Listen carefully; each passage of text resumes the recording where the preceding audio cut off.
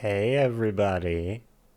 Today we're going to be checking out a group that is totally new to me, that I've been wanting to listen to for a long time. Back a long time ago when I was still super active on Discord, I was in a Tool community. And that was the group that first introduced me to King Crimson, actually, and made me want to react to 21st Century Schizoid Man, which eventually led to you guys requesting that whole album, Court of the Crimson King, and led to my discovering that band, which has become a favorite group of mine. This was another group that they talked about a lot in that server, SWANS. Now, SWANS, before I even start this, if you're a returning viewer, if you're a new viewer and you like the Swans, welcome. Thank you so much for joining me. I really appreciate it. If you are a returning viewer and you've never heard of this group, from the research that I've done, this is not an easy listening experience. So it's probably going to be abrasive. It's going to be nuts. I have no idea what to expect. I've heard that some of their older material is almost the equivalent of noise music. It's super brutal and abrasive, where this album is a better like entry point because they use a lot of different styles on this. The songs are all like 6 to 10 minutes long. There's one song that looks like is there one song that's like 20 minutes? Let me check. There's one song that's 30. There's one song that's 32 minutes. Jeez. All right, there's a lot of stuff on here. So I'm very excited to check this out. And before I even get into anything, I just want to say they only have 49,000 subscribers on YouTube. And now they have one more.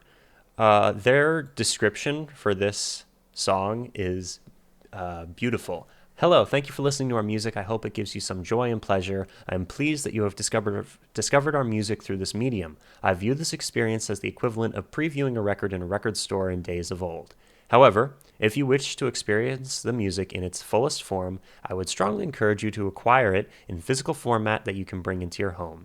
Not only will you then be able to experience the richest version of this music sonically, but you will also be afforded the opportunity to enjoy the tangible artwork which was conceived in tandem with the music and serves as a further portal to experiencing the total, conceptual, and spiritual and emotional content of the work we have labored lovingly to bring to you. I love you, Michael Gira or Gira, Swans and Young God Records. All albums hand signed by M. Yeah. So this group has a small but very dedicated fan base, and I hope that I can count myself among them after listening to this and hopefully getting hooked, but who knows. First song is called Lunacy. I'm going to be going through the entire album, unless for some reason it totally makes me not want to listen to it, but I don't think that's going to happen. First song's called Lunacy. This is going to be split up into separate videos, but I'm going to probably do them all at once. So here we go. 3, 2, 1. Thanks for joining me, by the way. Sorry that was such a long intro.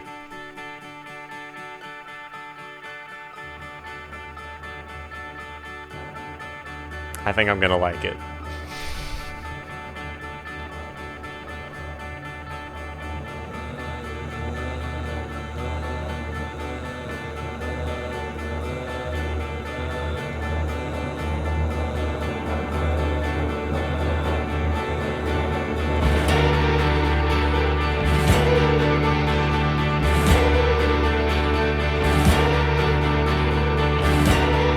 Great introduction to an album.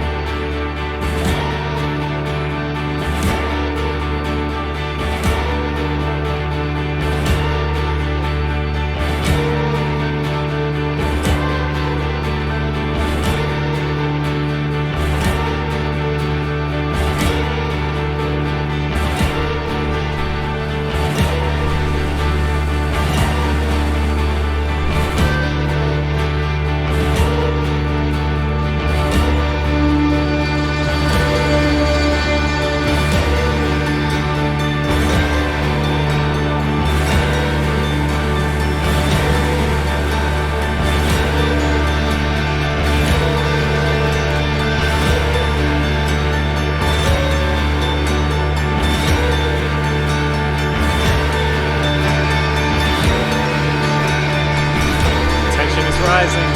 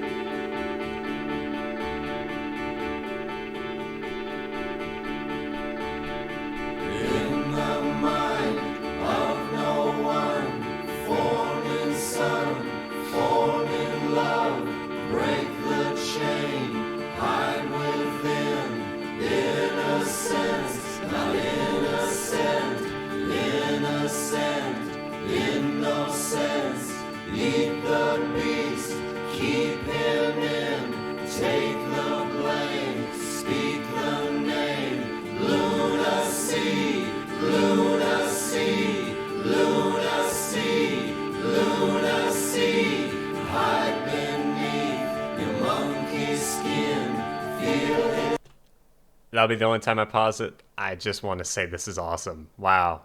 Super evocative lyrics right here, too. Feels like we're in a cult. Lunacy, Lunacy, Lunacy, hide beneath your monkey skin.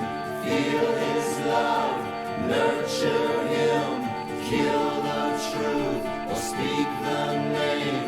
Lunacy, Lunacy, Lunacy, Lunacy, Lunacy,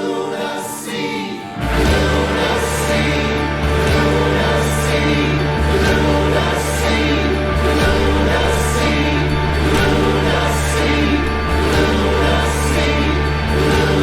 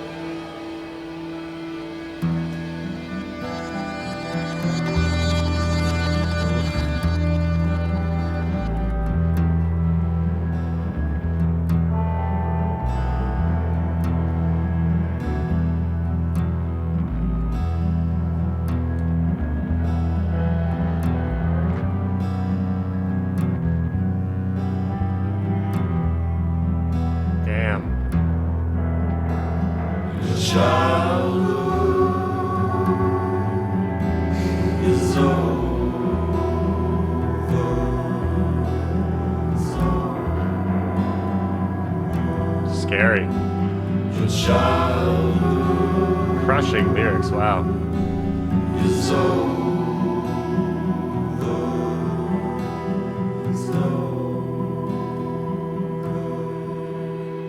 Your childhood is over.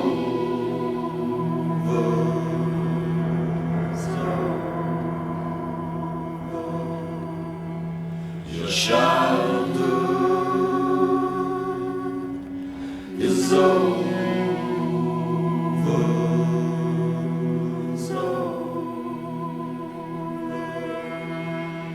Your childhood is over.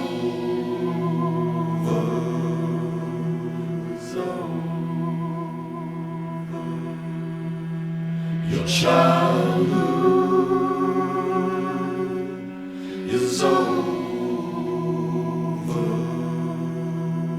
Beautiful harmonies. Is that the end of the song? It is the end of the song.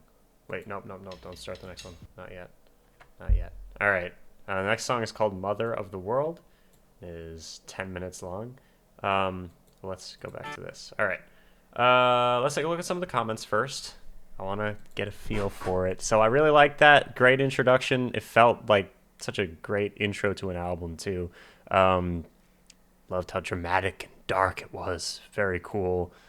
Yeah, Lunacy. Lunacy. This was released in 2012. Dang, it was a while ago. My boyfriend loves this band. My boyfriend loves this band, and I've been terrified of their music, but I decided to listen to every damn song so I'll have more stuff to relate to and relate to him with and talk about. So if he sees this, I've listened to 3 albums so far, babe. They're still scary as F, though. Honestly, that's like, wow. That's really nice of her. Jeez. Yeah. Hmm. All right. Nicest description I've ever read. I hope that he does the same back for her. Anyway, let's continue. Swans for me have been the soundtrack of the lockdown months. Only now I fully understand their greatness. They do something serious, almost unbearably poignant, aiming at a sort of lay mysticism. Reading Gira's books helped me a lot for getting it. I do highly recommend buying the albums from the trilogy off the official store. It's very nicely priced, comes with 3 vinyls, a poster, even a download code, and it's signed by Michael Gira. Mastering's really good on it. It's only around $30. Great purchase. I can't believe anyone is dissatisfied. Pacing and presence is amazing. Many people came from Macbeth, it seems. Some people didn't enjoy the creepy vibe it gives off. Okay. Um, Dang. Recently got this album on vinyl, had me in tears. Such a beautifully horrific music. That line, your childhood is over, just gets me.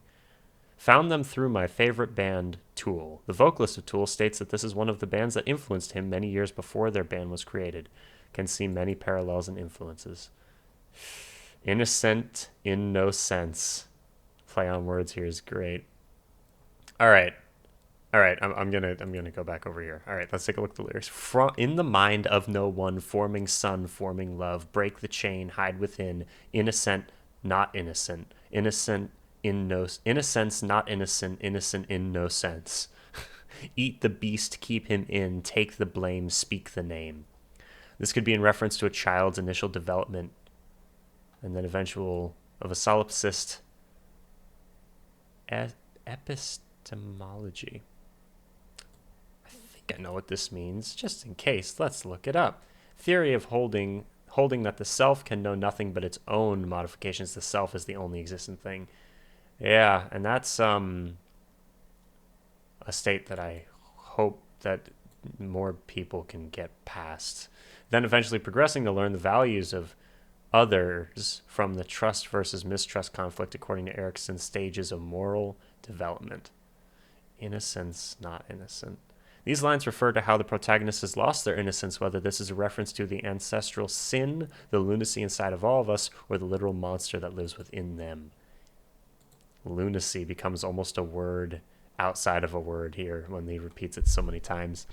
This is when the beast gets into the protagonist, the seer. The protagonist, in my view, is set from their birth to beat the monster. The first stage of their battle is during the protagonist's birth, when they try to capture it and control it by consuming it.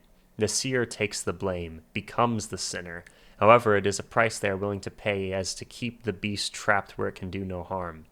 However, they are slowly pushed to speak the name and embrace the beast within them. Lunacy. Hide beneath your monkey skin, feel his love, nurture him. Kill the truth or speak the name. Lunacy. The beast, the biblical snake, is a serpent making the human, a mammal with consciousness, an unfit pair. However, the beast slowly degrades the human, turning him into a monkey, embracing his animalistic personality. The monster is irresistible. The seer feels him inside them as he feeds off of them. The seer has, before they even grow up, to face a dilemma. They can either reject the beast or embrace it. Slowly, the protagonist loses control and they start going insane because the beast becomes stronger. The pressure is emphasized through the repetition of the word lunacy as it gets more and more difficult for the seer to resist. The instrumentals get louder and the word lunacy is being said more maniacally with more like layering on the vocals. Yeah, it's so cool. Then your childhood is over. I love how they'll repeat the same thing over and over again, the same musical motif, but it'll get louder, or there'll be there's so many layers and textures going on in the background of the song. I mean, obviously we're only one song in so far, so shouldn't be making broad statements about the band's sound just yet, but I really like it. I've also heard that all of their albums kind of sound different, so there's that too.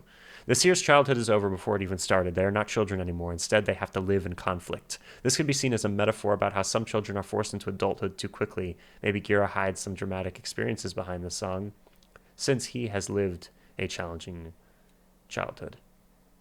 Inserts of the real Michael Gira, from prison stays and Madonna sightings to Swan's second coming. Michael Gira was born in LA in 1954. His childhood was, by all accounts, awful. His mother was an alcoholic, and several sources claim he often took care of a younger brother. While we discuss the parallels between the never-ending crescendos of Neil Diamond and Swans, I ask if his parents listened to much music. He simply says no, they weren't around that much. Even though it's only 3 people doing the vocals, it really sounds like an entire chorus. Lowe's backing vocals in this are superb. All right, that's the first track of 11 off of the Seer. Stay tuned for the next. Powerful stuff, crazy, experimental sounding, totally different, and I like it. Very dark. Yeah, let's go. Can't wait till we get to the 30-minute long song. That'll be a fun video. Stay tuned for more. Thanks for watching. See you soon.